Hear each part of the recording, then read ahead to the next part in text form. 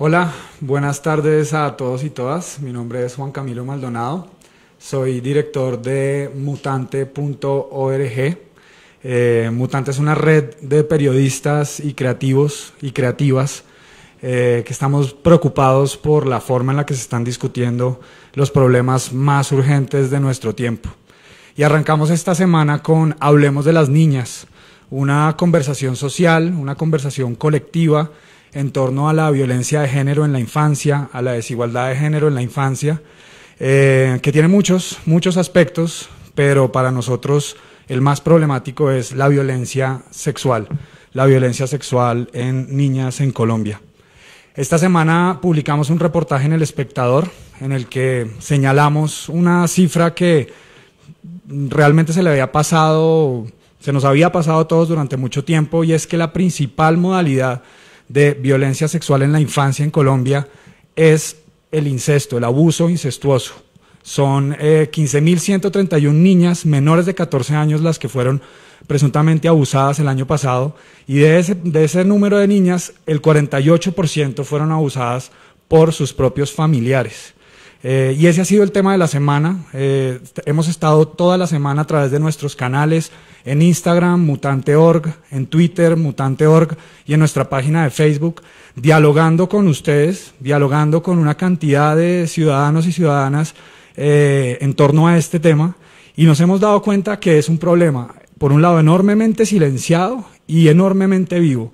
Es increíble la cantidad de mujeres que se han contactado con nosotros para contarnos sus historias, contarnos sus episodios de abuso en la infancia, y por eso nos pareció muy importante aliarnos con El Espectador y venir aquí, que además fue nuestra casa periodística hace algunos años, para conversar con todas ustedes y todos ustedes sobre el abuso incestuoso, el abuso en las familias y el abuso contra las niñas en las familias. Bueno, yo soy Carolina Gutiérrez, soy periodista y soy también una miembro mutante. Y con nosotros está una invitada muy especial porque ella fue nuestra guía y asesora en ese primer reportaje del que les hablaba Juan Camilo sobre incesto. Su nombre es Lucrecia Caro. Lucrecia es psicóloga terapeuta del grupo Opciones y está enrolada en esto desde hace 30 años, por eso con Lucrecia estamos trabajando hace 3 meses más o menos, intentando meternos en este mundo tan complejo del incesto, que yo creo que ninguno de nosotros dimensionaba cuando nos planteábamos que queríamos hacer este trabajo en Mutante y en Hablemos de las Niñas. Y me acuerdo de la primera reunión en la casa de Lucrecia, que nos sentamos a tomar un té y ella me empezó a embarcar en este viaje y abrirme como esas capas de ese mundo tan complejo y tan difícil y tan terrible del incesto y del abuso sexual en las familias y del abuso sexual en general. Y por eso Lucrecia es nuestra primera invitada a estas charlas que vamos a tener en vivo con ustedes cada semana de aquí hasta finales de octubre. Y bueno, pues Lucrecia, son 30 años escuchando testimonios de víctimas, y no solo de víctimas, sino también de victimarios. Lucrecia ha trabajado tanto con víctimas como victimarios durante 30 años, y pues yo quiero que arranques contándonos por qué te metiste en esto siendo una estudiante, ¿cierto? ¿Cómo es esa historia? Sí, realmente me metí en esto de carambola. Yo estudiaba psicología y no sabía de qué hacer la tesis y me dijeron, hay este tema. Yo dije, bueno, voy a meterme en este tema. Nunca me imaginé que 30 años y pico después seguía en el mismo tema, y era violación, los efectos de la violación en las mujeres adultas. Y después, cuando hice la maestría, seguí en el tema ya del abuso sexual en las familias, porque la maestría era en psicología clínica de familia, y seguí con el tema de abuso sexual en las familias, y bueno, ahí me quedé y ahí sigo. Y aquí estás con Y acá sigo, sí, acá estoy. Bueno. Yo quería, antes de continuar con la conversación con Lucrecia, darle las gracias a las plataformas aliadas que nos han estado acompañando esta semana. Estamos retransmitiendo a través de Wikimujeres, y también nos están acompañando Niñas Sin Miedo, Siete Polas, Women's Link, Fronteras.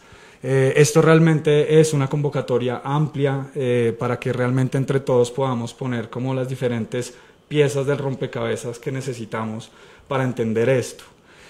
Yo quería preguntarte, Lucrecia, cuando nosotros descubrimos este fenómeno del abuso incestuoso, el abuso en las familias, pues lo primero que nos sorprendió fue como, bueno, por lo general cuando hablamos de abuso y hay un escándalo de abuso, siempre sale como el monstruo, ¿no? Como siempre sale este sujeto atípico, salido de lo común, que además luego argumenta que tiene problemas mentales durante el juicio, etcétera. Pero estamos hablando de 15.131 niñas, de las cuales la mitad fueron abusadas por familiares.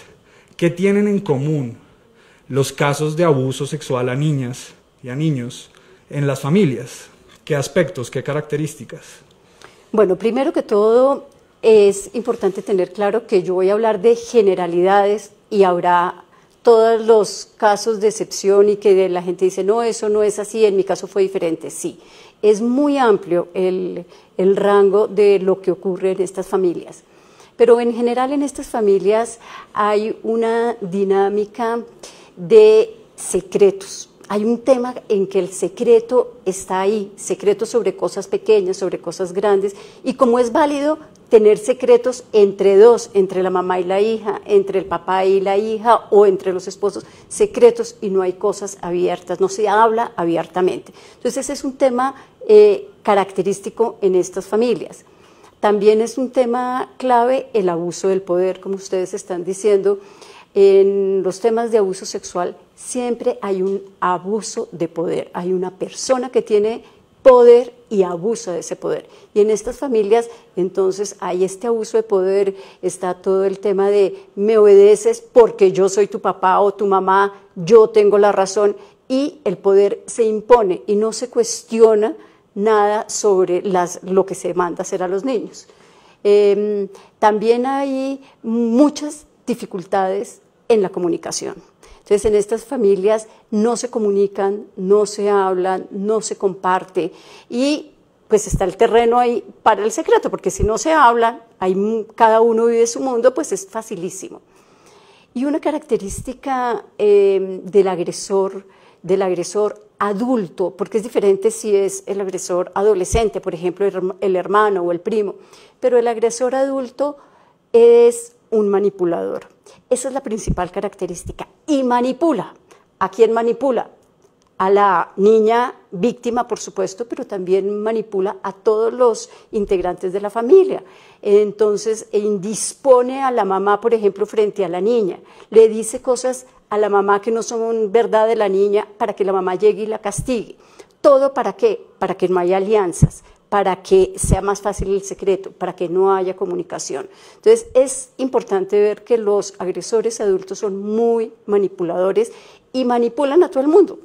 Nos manipulan a las víctimas, manipulan a la familia y muchas veces manipulan a la justicia o nos manipulan a los terapeutas haciéndose las víctimas y que esto no fue lo que pasó y que es mentira y que es un montaje.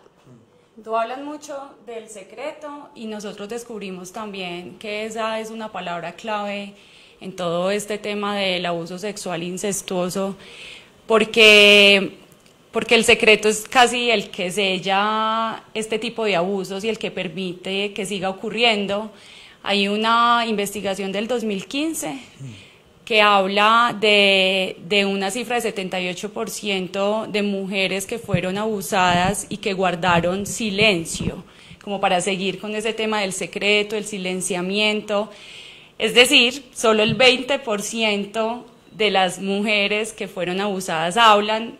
Cuando yo te conté esa cifra, tú me dijiste que ese es un estimativo que hay en el mundo. Es un estimativo mundial y realmente ese es el punto, para que un abuso dure tantos años, porque pueden durar 10, 15, 20 años, pues la clave está en el secreto y en la manipulación que hace el agresor para mantener el secreto.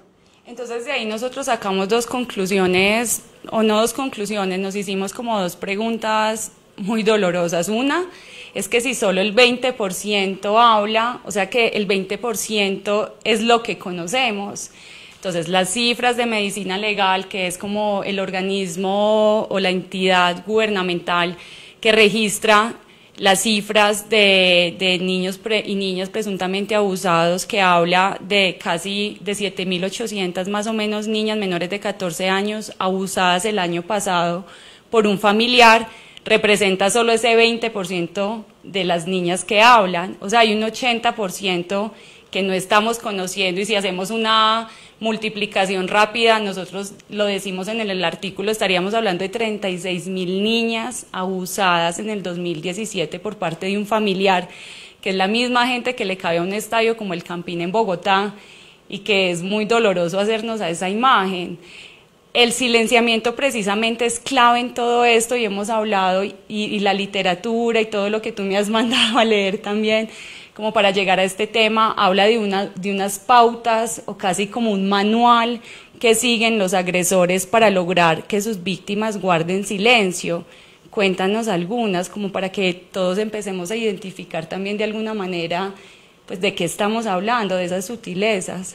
Bueno, lo primero es que el agresor se acerca a las niñas y niños de una manera en medio del juego. Entonces es muy difícil para las niñas y niños darse cuenta que está empezando un abuso sexual.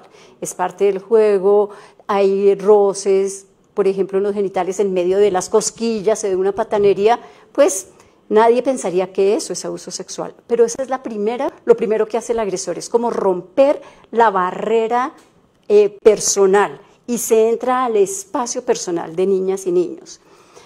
Y en medio de ese juego, digamos, con el tiempo, las conductas se vuelven más sexuales, más evidentemente sexuales. Al principio no, al principio del juego. Después, esas conductas son más evidentemente sexuales, y cuando esto empieza a pasar, el agresor empieza a tener falsos argumentos. Por ejemplo, le empieza a decir a las niñas, esto es un juego, ¿qué hacemos? Porque yo te estoy dando educación sexual. O en otro caso le decía, mira, yo lo que estoy haciendo es enseñándote a disfrutar de la sexualidad para que cuando tengas una vida adulta y tengas pareja, tú sepas cómo es.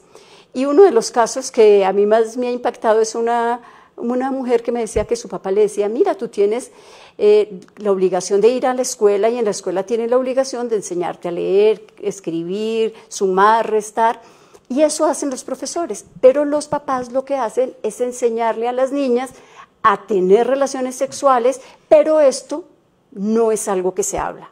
Esto es algo íntimo de la familia, entonces tú no lo vas a comentar con nadie, pero esto lo hacen todos los papás con todas las niñas. Entonces hay falsos argumentos, digamos. Y después, con el tiempo, en algunos casos, no siempre, hay amenazas. Y hay amenazas fuertes. Amenazas, por ejemplo, a la vida. Si tú cuentas lo que está pasando, yo mato a tu hermanita. Por ejemplo, en un caso donde la hermanita tenía 2, 3 días de nacida. Entonces, amenazas fuertes contra la hermanita, la abuelita, la mamá, las mascotas. Entonces, son realmente amenazas muy fuertes para niñas de 3, 4, 5, 6, 7, 8, 9 años, y ellas realmente creen que esas amenazas se van a cumplir. Y creen que se van a cumplir además porque les hemos enseñado a niñas y niños a ser obedientes con los adultos, y que los adultos tenemos siempre la razón y que tienen que hacernos caso siempre. Hay una, qué pena, Juanca, para terminar aquí, hay una muy dolorosa que a mí no se me borra, y es este papá, un papá que abusó sexualmente de sus 2 hijas cuando tenían 2 y 4 años durante 2 años seguidos, que le decía, tu mamá ya sabe y está de acuerdo conmigo. Sí, cualquier cosa, o les pueden decir además, si tú cuentas, a ti te van a sacar de la familia y te van a llevar lejos. Entonces, siempre hay una cantidad de argumentos de manipulación y de amenazas que realmente paraliza a los niños. Realmente las niñas y niños no saben qué hacer y optan por quedarse calladas, que es de alguna manera más fácil para ellas que enfrentar todas estas amenazas que les han dicho. Sí, de hecho, en todo este ejercicio, porque llevamos 3 meses conversando con sobrevivientes, con mujeres que fueron abusadas cuando niñas, hemos detectado definitivamente como una carga de silencio enorme, de hecho una necesidad también de hablar mucho, y por eso lo que está pasando ahora con esta conversación colectiva, social, es que realmente están llegando una cantidad de historias y de casos. Fue una como de nuestros grandes descubrimientos. Ahora, una pregunta muy práctica que tenemos es, y que ha empezado también a aparecer en esta conversación, es ¿cómo empiezas tú a detectar los rastros del abuso? Porque si evidentemente, claro, por un lado hacemos este tipo de ejercicios para que realmente corra la voz de que las niñas no están solas, que esto no es culpa de ellas, ¿no? Que realmente todas las amenazas de su agresor hacen parte de este mismo tinglado, ¿no? Como este mismo discurso que monta el agresor. Pero igual muchas están silenciadas y muchas están asustadas y muchas se sienten culpables, sienten vergüenza, tienen miedo. Las madres y los padres, ¿cómo pueden ir empezando a detectar como esos rastros de por dónde pasó el abuso? Miren, lo primero que yo les diría es estar atentos a los cambios de las niñas y los niños. Muchas niñas y niños no nos cuentan con palabras, pero nos cuentan con síntomas, con indicadores.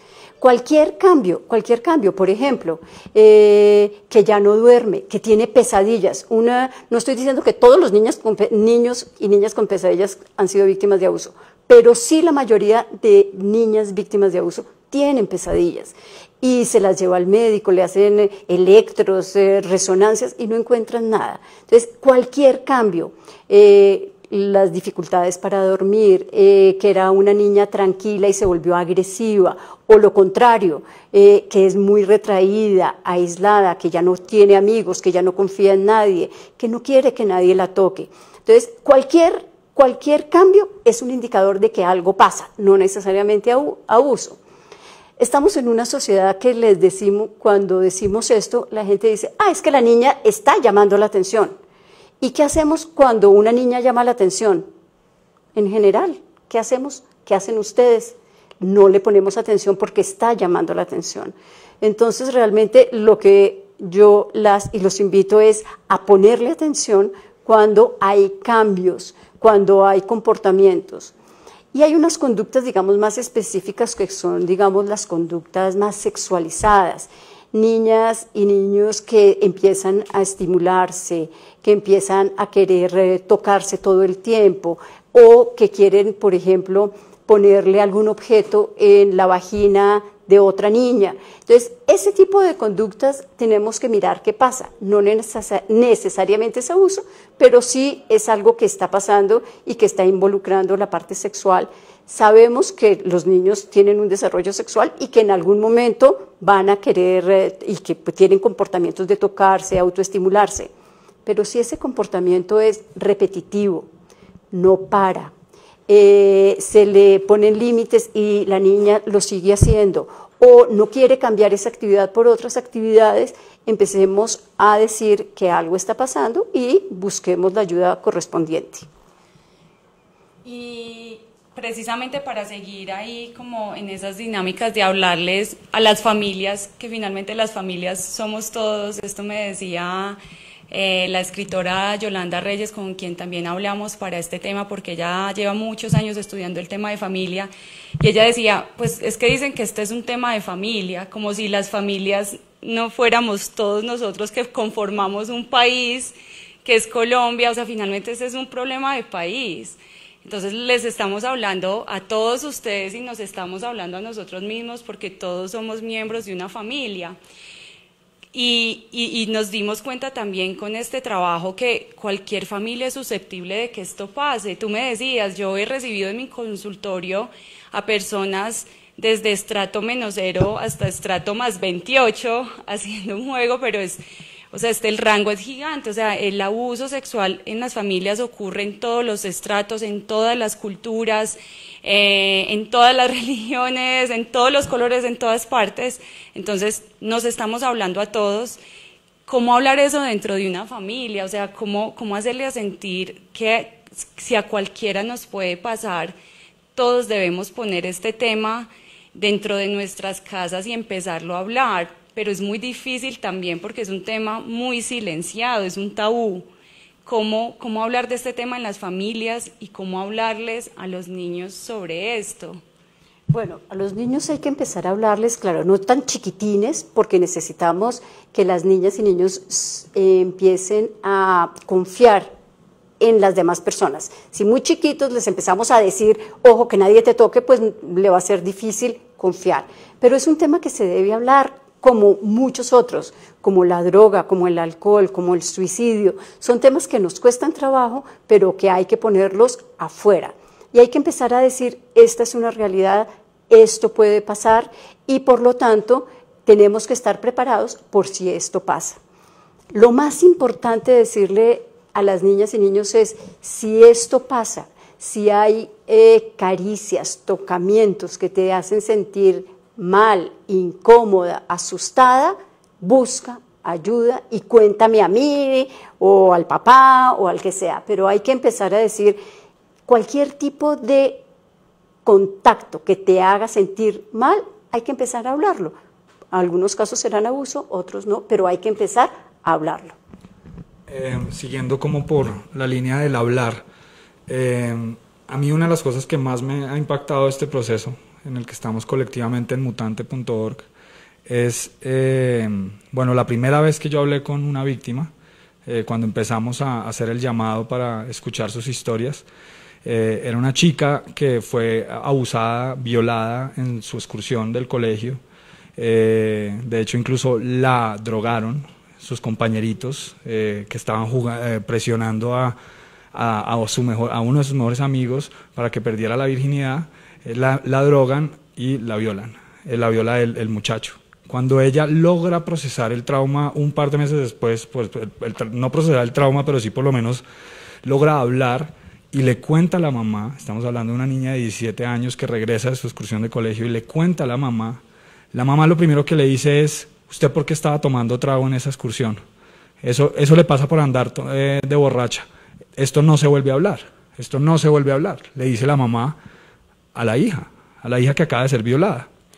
Y esto ha sido un tema también recurrente. Hemos descubierto que así la niña logre hablar, logre romper ese silencio, luego se encuentra con una familia que por vergüenza, por pudor, por miedo a perder su seguridad económica, la silencia.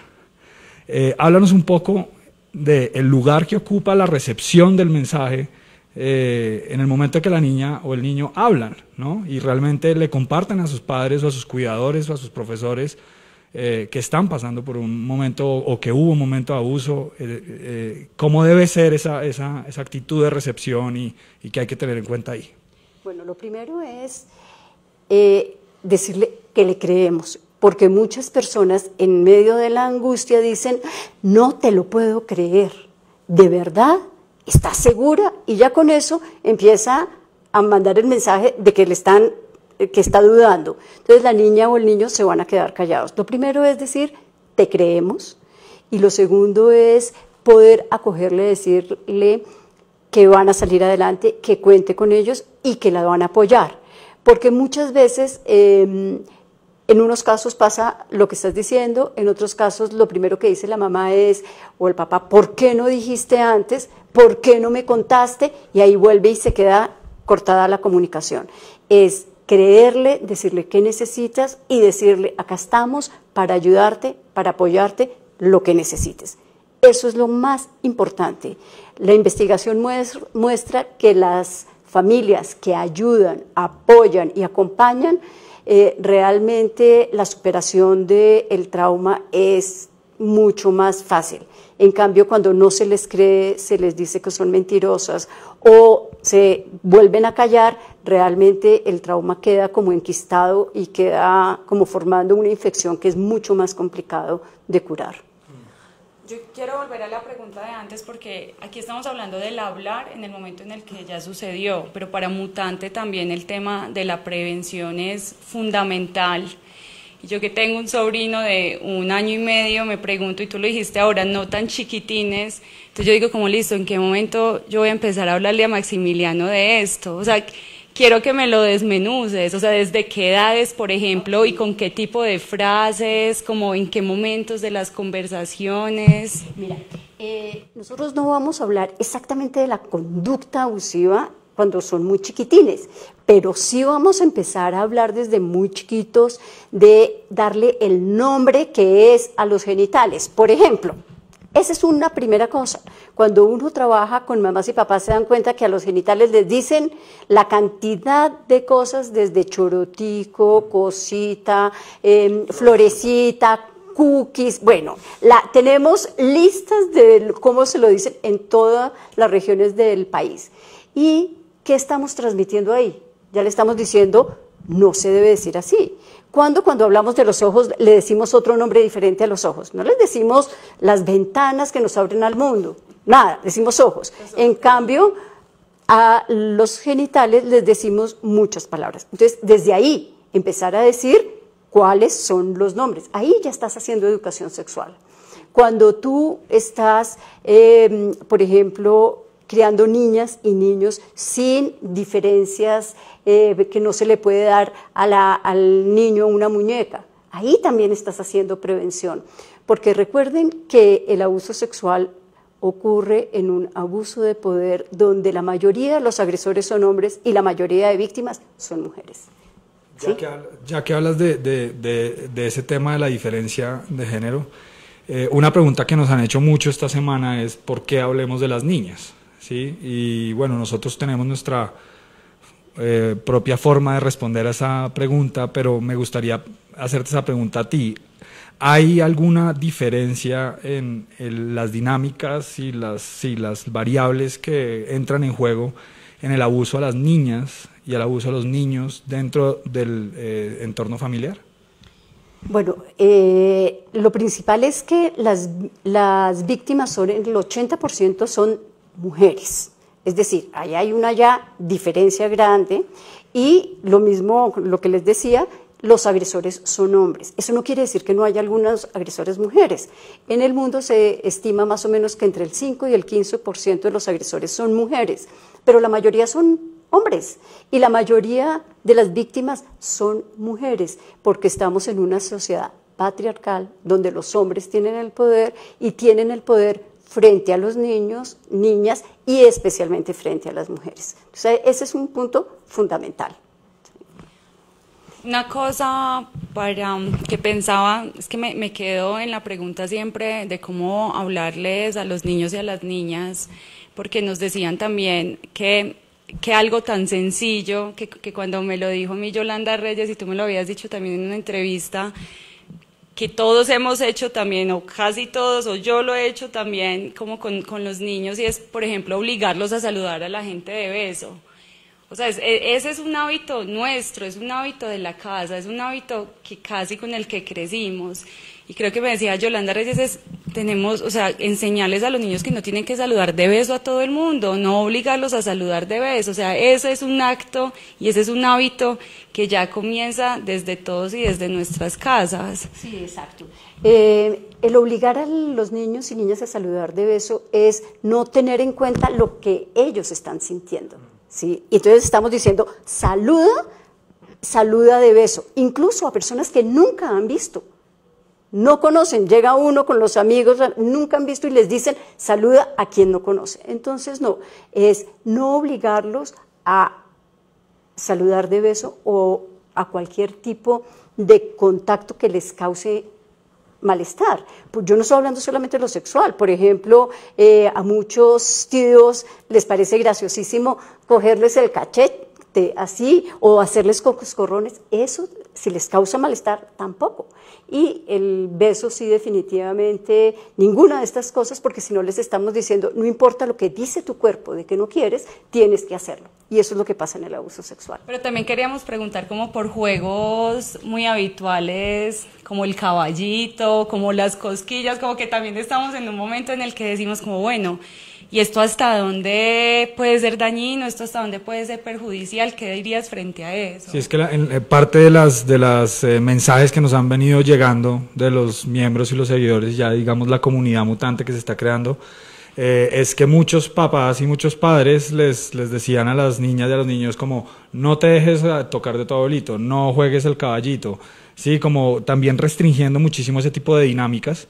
Y pues ahí, claro, se hace una pregunta como hasta dónde, cómo traza uno esos límites. Sí, mira, Lo primero, comportamientos, tocamientos, conductas que hacen sentir a la niña incómoda, asustada, miedosa, que se siente que no, así no sean todos sexuales. Si no te gusta jugar al caballito, está bien no jugar al caballito. Entonces, primero es cómo hace sentir a la niña o niño. Primero. Segundo, cuando están incluidas las zonas genitales, las partes privadas que les enseñamos a niñas y niños. Y tercero, cuando se le dice, si te dejas tocar, te doy un regalo, te doy un premio, te doy dinero. Esos son como 3 temas que le podemos enseñar a los niños. Todos estos son comportamientos inadecuados, caricias o tocamientos inadecuados. Cuando te hace sentir mal, cuando incluye las partes íntimas y cuando a cambio se pide dinero, se le dice que se le da dinero o regalos. Y otra pregunta que tenemos con este tema del detectar y el hablar y el vincular también a otros en la prevención, es que hablemos de las niñas, llevamos 3 días en Mutante hablando del tema y conversado ahorita con alguien que ha sido preponderantemente una conversación femenina. ¿Sí? Han llegado mujeres, digamos, hay ciertos hombres, incluyéndonos a nosotros, que estamos ya como hace unos meses ingresando en estas como reflexiones de estas categorías, pero es una reflexión ante todo de mujeres. Yo como hombre personalmente me preocupo mucho de cómo vamos a hacer para vincular a los hombres en esta conversación, sobre todo cuando se trata de una conversación de abuso intrafamiliar. Es decir, ¿deberíamos o no deberíamos tocar el tema con mi abuelo, con mis tíos, con mi papá? ¿Cómo ponemos ese tema? ¿Cómo lo pone una mujer? ¿Cómo lo pone la esposa? ¿Cómo lo pone un hombre? ¿Cómo lo pone el hijo? ¿Hay algo ahí como para algunos tips para seguir adelante? Bueno, mira, lo primero es un tema, entre más se hable, mejor. Entre más se incluya a hombres, mejor. ¿Qué pasa? En esta sociedad machista, donde el tema de los hijos, la comunicación, la sexualidad y las emociones se relegan a que sea la mujer la que las aborde. Entonces, es como que eso es tema de mujeres. No, esto es tema de todos. Yo estoy de acuerdo en que hay que incluir a todos. Es un tema de todos y de todas. Es un tema en que hay que hablar no solamente de la sexualidad, sino también toda la parte emocional. A los hombres en esta cultura les cuesta trabajo también hablar de eso, de sexualidad, de emociones, de abuso sexual, y yo estoy totalmente de acuerdo que hay que incluirlos, y entre más se incluyan, mucho mejor. Yo seguiría haciéndole 20.000 preguntas a Lucrecia, nos hemos visto muchas veces, llevamos ya varias horas habladas y yo siempre tengo cosas por preguntarle, pero creo que también hay gente que está conectada, Juanca, y que quiere sumarse a esta conversación. Sí, yo tengo preguntas de la comunidad. Hay una pregunta que hace Diana Lorena, dice, ¿cómo manejar el afecto y admiración que despierta por familiares o amigos cercanos que pueden usar esos sentimientos para manipularlos y confundirlos y hacer que guarden secretos de toda índole, como ya hablamos? Bueno, hablar y decir que el abuso sexual es una realidad. Puede estar presente en muchas familias. Entonces, es como ponerlo afuera y decirle, esta es una posibilidad. Nadie está diciendo que esta persona es, sino si pasan cosas como este tipo de tocamientos o que te obliguen a guardar secretos. Uno es otro tema para la prevención de la que decías. Hay, llamémoslo entre comillas, secretos buenos y secretos malos. O hay personas que hablan de secretos versus sorpresas. ¿Cuál es la diferencia entre un secreto bueno y un secreto malo? El secreto malo es un secreto que te hace sentir mal, que cuando se abre hace sentir mal a las otras personas y que dura en el tiempo. Un secreto bueno o una sorpresa es un secreto puntual. El cumpleaños del abuelito, vamos a hacer la fiesta sorpresa. Ese es un secreto puntual que te hace sentir bien.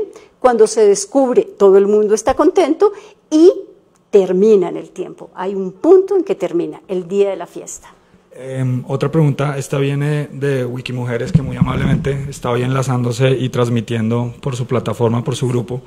Es, bueno, una vez tú ocurre, ¿sí? Te enteras, le crees a tu niña, la rodeas, la reaseguras, y luego, ¿qué? ¿Sí? ¿Hacia dónde vamos en lo psicológico y en lo penal? Bueno, en lo psicológico, darle todo el apoyo que necesite, que pueda tener espacios donde pueda hablar. Tú mencionaste hace un rato el tema del sentimiento de culpa. Todas las víctimas con las que yo he hablado, todas se han sentido culpables. Además de que el agresor las hace sentir culpables, estamos en una sociedad que culpamos a las víctimas, ¿sí? Entonces, hay que trabajar muchísimo el tema de culpa y no es solamente diciéndole, no, tú no fuiste la culpable. Eso es uno de los temas, pero hay que trabajarlo y hay que elaborarlo y puede ser en situaciones o como en terapia o en consejería o hablando con amigos donde se pueda realmente trabajar el tema de culpa. Entonces, a nivel psicológico hay mucho para hacer. Afortunadamente, las terapias han evolucionado con el tiempo y realmente hay muchas terapias que sanan. Realmente el trauma sana. Ahí, antes de que pasemos a la parte penal. En términos prácticos, y esta es una pregunta que no, sí, realmente no sé la respuesta, el sistema de salud colombiano ofrece y garantiza terapia psicológica para el abuso a través de las EPS, es decir, ¿qué derechos tiene una familia colombiana de exigir atención terapéutica una vez ocurre esto y cómo la pide? ¿A través de qué canal? Sí existe, pero más en el papel que en la práctica.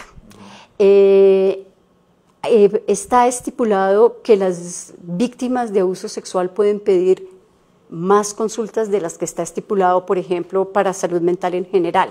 Entonces, incluso se pueden pedir hasta 60 consultas al año, imagínate, según lo que dice el papel. En la EPS. En la EPS. Lo que pasa es que en la práctica no se da y entonces empiezan tenemos un problema grave porque entonces vienen a la consulta la niña, por ejemplo, y la vuelven a citar a los 20 días y muchas veces llega a los 20 días a sesiones de 20 minutos y le han cambiado el terapeuta. Entonces tiene que volver a arrancar. Entonces eso realmente no se está cumpliendo bien con las necesidades que tiene las víctimas de violencia sexual, no se está dando, pero en el papel está. Tomamos nota para siguientes investigaciones porque definitivamente es un tema muy grave, el tema de atención psicológica a las víctimas. Sí. Vámonos por la ruta penal.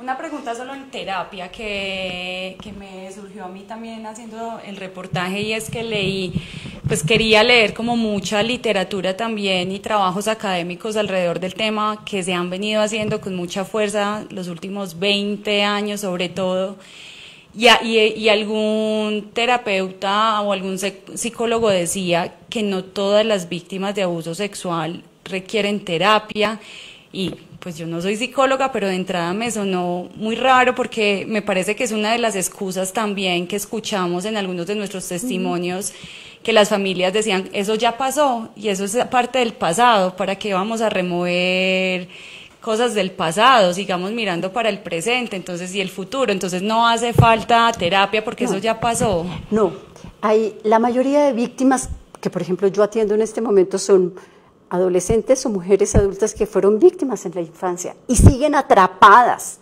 en ese pasado y el pasado no las deja avanzar, no las deja evolucionar. Entonces, aunque haya pasado y la gente le dice, pero deje el pasado atrás, pero no use el espejo retrovisor, sino mire para adelante. Si la herida no está cicatrizada, quedan atrapadas allá y necesitan ayuda. Y para terminar esta parte, antes de pasar a lo penal, muchas personas nos preguntan, bueno, si mi hija fue víctima de abuso, ¿debo hablar del tema en familia? ¿Que le debo preguntar más o no le debo preguntar? Y la respuesta es, deje la puerta abierta para hablarlo. No es que usted le esté preguntando todos los días cómo está, pero tampoco la cierre, porque muchas familias, como se mueren de la angustia, no cierran la puerta, no vuelven a hablar y dicen, una familia me decía, es que si yo no hablo, así ella no se acuerda. Y resulta que la víctima se ha quedado con el atorado, que no ha podido hablar, y ese quedarse con el atorado no le permite elaborar el trauma.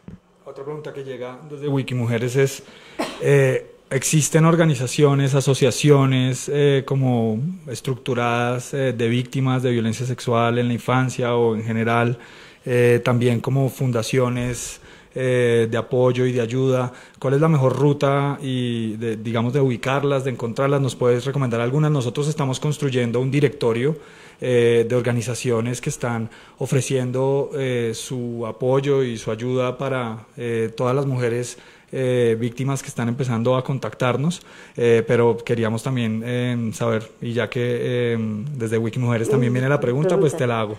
Bueno, está Creemos en Ti, que trabaja mucho con ICBF y es quien atiende los niños y niñas de ICBF. Está la Asociación Afecto, no sé más, no se me ocurren más en el momento. Es una pregunta difícil ponerla a recomendar, sí, pero bueno. Sí, seguiremos, en esas estamos. ¿Y asociaciones de víctimas que tengas detectadas no, de pronto tampoco? No, eso en Estados Unidos hay muchas, pero acá como que no. Okay. Que no conozca, no. Claro, bueno, vengan que... teníamos el tema penal que nos había dicho. Seguiremos en la ruta penal, sí. El tema penal es que hay que activar la ruta, hay que poner la denuncia. Toda persona mayor de 18 años que conozca un caso de violencia sexual está en la obligación de activar la ruta. Cuando no se está en esa obligación, hay excepciones. Por ejemplo, yo como mamá no tengo la obligación de activar la ruta o de denunciar a mi pareja. Okay. ¿Sí? Yo no tengo la obligación de denunciar a parientes. Puedo hacerlo, pero no tengo la obligación. Porque muchos colegios, por ejemplo, dicen, no, yo ya llamé a la mamá, ya le informé, la mamá tiene que poner la denuncia y activar la ruta. No, la mamá no tiene la obligación. El que tiene la obligación es el colegio, ¿sí? Entonces hay que activar la ruta. Y para mujeres adultas, según una ley del 2007, las mujeres adultas tienen 18 años después de cumplir 18 para poner la denuncia. Entonces pueden haber sido víctimas en la infancia, nunca se conoció el caso, pero a los 30 deciden poner la denuncia y se puede poner la denuncia. Otra pregunta que llega, viene desde los lectores del Espectador, desde los canales del Espectador. ¿Son normales entre padres, madres, cuidadores e hijos e hijas los besos en la boca? ¿No son recomendables? ¿Cómo decidir? No son recomendables. No son recomendables porque tenemos que empezar a enseñarle a la niña y al niño desde la vivencia que hay zonas que se puede tocar, que hay zonas donde se dan besos, donde el beso en la boca es para las parejas. Si nosotros se lo damos el beso en la boca a la niña y después llega el portero, cualquier persona y le da besos en la boca, la niña, ¿cómo va a decir que unos están bien y otros no? Para nosotras es claro, no besos en la boca. Otra pregunta, esta también ha venido como por diferentes canales y es, estamos hablando de estos 7.000 y pico de familiares que abusaron el año pasado de sus familiares, de sus niñas menores de 14 años. ¿Son todos pedófilos o hay una diferencia entre el pedófilo y un abusador como más cultural? Es decir, ¿hay categorías, hay diferenciaciones de agresores? Sí. ¿Y cuáles son? Sí, no todos los agresores sexuales de niñas y niños son pedófilos. Hay un porcentaje que son pedófilos, pero hay otros que no. Por ejemplo, hay agresores que abusan de niñas o niños porque tienen dificultades sociales, no saben cómo relacionarse con personas pares, no saben cómo tener novias, y entonces abusan de niños pequeños como que no les exigen o tienen que hacer toda la parte de tener un romance, un cortejo, y abusan de niños y niñas y tienen muchas dificultades sociales. Hay otros agresores que abusan porque aprendieron desde niños que lo sexual, el tocarse o cualquier conducta sexual baja la tensión o baja la ansiedad o cuando estoy nervioso, o cuando estoy con miedo, tener alguna conducta sexual, baja la ansiedad. Entonces son otro tipo de agresores. Y hay otros que sí son pedófilos, no todos son pedófilos. ¿Y la característica del pedófilo, digamos, no la podrías definir desde el punto de vista clínico? La característica es que tiene deseos sexuales por niños o niñas. Hay unos que tienen, por ejemplo, deseo sexual solo por niñas, hay otros por niñas y niños, entre 6 y 12 años, otros más grandecitos. Hay diferentes tipos y diferentes como categorías, pero no todos los agresores sexuales son pedófilos. Yo también quería hacer una pregunta a Lucrecia, que lo hablamos alguna vez y que en estos días está como en el debate nacional, el tema de la cadena perpetua. Yo quisiera saber, ¿tú qué opinas de la propuesta de cadena perpetua para abusadores sexuales de niños y niñas? Bueno, nosotras desde el Grupo Opciones no estamos de acuerdo con la cadena perpetua. ¿Por qué? Muchas razones. Primera, porque ya sabemos, por todo lo que hemos hablado hoy, que la mayoría de víctimas se queda callada. Si las víctimas saben que su familiar va a irse a la cárcel de por vida, van a hablar muchísimo menos. Segundo, si hablan, la culpa va a ser mayor. La sensación de que ellas fueron las culpables, ellas fueron las que hicieron el daño por hablar. Entonces, realmente consideramos que la cadena perpetua no es la solución. Además, en otros países donde hay cadena perpetua se ha hecho investigación y se ha mostrado que la cadena perpetua no disminuye la ocurrencia de casos.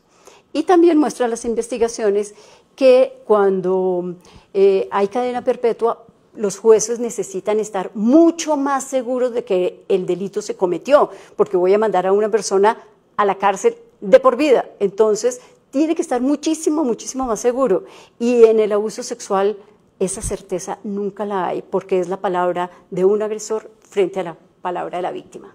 Yo creo que ahí ahora es un tema que podemos anunciarles, Juanca, de una vez, y es el tema de la impunidad. Y la próxima semana Mutante y Hablemos de las Niñas va a estar hablando sobre impunidad, va a estar hablando sobre el sistema judicial, va a estar hablando sobre qué pasa con ese 20% de niñas que sí se atrevieron a hablar. Sí, el lunes vamos con ese reportaje en El Espectador y seguiremos la conversación. Pero ya para terminar, y por la vía que propone Caro en términos ya de, bueno, ¿cómo resolvemos esto? Entonces, claro, hay un gran sector del país diciendo que le corten la cabeza, que castren a los violadores, casi que los maten, ¿no? Y bueno, pues tú y muchas otras personas, porque lo hemos detectado en muchísimos sectores que están siguiendo muy de cerca el fenómeno del abuso sexual infantil, nos han dicho que la solución punitiva es definitivamente un remedio muy liviano y inefectivo. Entonces, si tú tuvieras la posibilidad de sentarte con el presidente Duque y decirle, presidente, considere esta ruta de solución, esta ruta de política pública, ¿hacia dónde deberíamos ir? Es decir, si la cadena perpetua de las soluciones duras y punitivas no funcionan, ¿qué ha funcionado en el mundo? Hay dos temas que yo haría énfasis. Uno, en la prevención. Pero es que fíjense que todo lo que hemos hablado, incluso hoy de prevención, ha sido cómo prevenir que a una niña o niño no le ocurra un abuso sexual.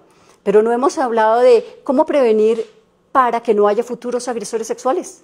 ¿Qué tenemos que hacer para que no haya futuros agresores sexuales? Para mí ese es un tema grandísimo de investigación y de trabajo con los niños y niñas desde que nacen. Y es qué tenemos que hacer en esta sociedad y qué tenemos que cambiar en esta sociedad para que no haya futuros agresores sexuales. Y segundo, habría que ver toda la parte ya terapéutica para los agresores sexuales.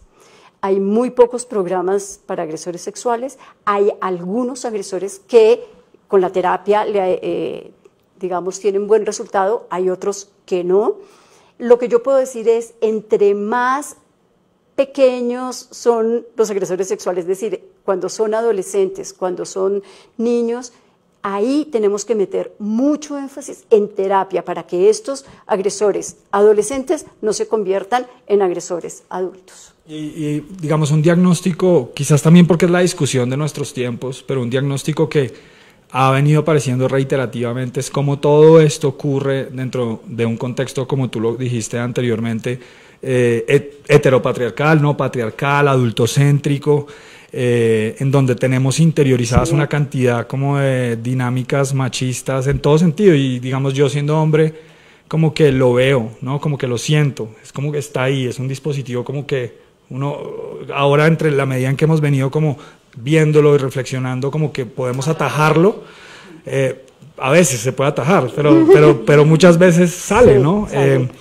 Y tratándose de esto de una conversación colectiva, mayoritariamente de mujeres, porque no han llegado todavía los suficientes hombres, me gustaría preguntarte como, ¿qué mensaje debemos darle a los hombres, ¿sí? Para lograr realmente desactivar este chip, ¿no? Y como realmente que empiecen a darse cuenta de estos dispositivos machistas que lo tienen interiorizados y que realmente luego terminan legitimando una cantidad de comportamientos violentos que terminan afectando directamente la salud mental, física y el proyecto de vida de sus hijas, primas, sobrinas y nietas. ¿Cómo le hago? No, ambas cosas, cómo desactivo el machismo y al mismo tiempo cómo te hago ver, señor familiar, que simplemente estás acabando con el proyecto de vida de tu familiar. Sí. ¿Cómo desactivar el machismo? Eso nos daría para una tesis doctoral y sería un tema muy interesante. Pero, digamos, a los hombres es empezar a que, como tú dices, se cuestionen eso que tenemos adentro, que nos parece que es lo lógico. Es que los hombres y las mujeres a veces no nos cuestionamos porque parece tan lógico, lo hemos hecho toda la vida, lo han hecho nuestras familias, lo ha hecho toda la sociedad, que sale muy en automático. Y es empezar a cuestionarse de dónde viene, qué es lo que yo estoy haciendo con esto cuando no puedo hablar de ciertas cosas o cuando no participo en los oficios domésticos de la casa o en el cuidado de las niñas y niños. Es decir, es empezar a cuestionar eso que tenemos tan adentro y empezar a ver el daño que se le está haciendo a las otras personas. Parte de la cultura machista es que como yo pienso que yo tengo la verdad, no pienso en el daño, en lo que el otro piensa, en que el otro es diferente y que lo que el otro piensa, ve, es válido. Entonces es empezar a ponerlo también en los zapatos del otro, enseñarle a ponerse realmente, no desde la cabeza, desde lo que siente, desde el cuerpo, cómo ponerse en los zapatos de esas niñas y de esos niños, ya no víctimas de abuso, niñas y niños en esta sociedad. Yo quisiera hacer una última. Esta es muy importante, de verdad, y es porque yo siento que todos nos tenemos que involucrar, pero que hay muchas personas que creen que como esto no les ha sucedido en sus casas, que como no tienen niños, que como que ven esto muy lejanos, entonces no tienen nada que ver ni nada que hacer acá.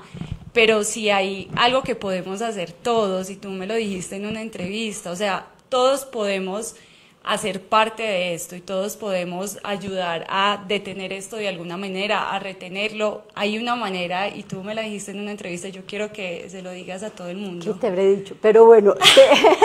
No, cuando tú me hablabas de escuchar, tú me hablabas como de la importancia de escuchar a las víctimas y de escucharlas sin estigmatizarlas, sin señalarlas, como de una escucha genuina, porque para las víctimas, por ejemplo, hablar significa todo. Sí, realmente es muy difícil para las víctimas hablar, y para los que están al otro lado muchas veces es difícil escuchar. Como es difícil escuchar unas historias tan difíciles, entonces cambiamos de tema, le decimos, ay sí, tranquila, y sigamos.